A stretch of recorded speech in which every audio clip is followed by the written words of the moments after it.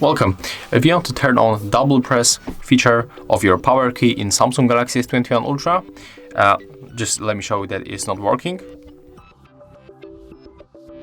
As you can see, here we got no Bixby or the camera launch.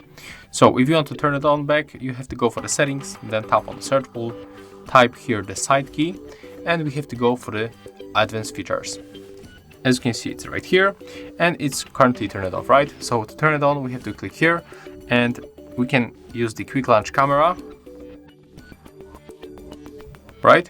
We can open Bixby, and also we can open apps.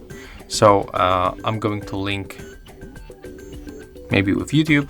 So right now, when I double tap on this key, I'm going to open YouTube.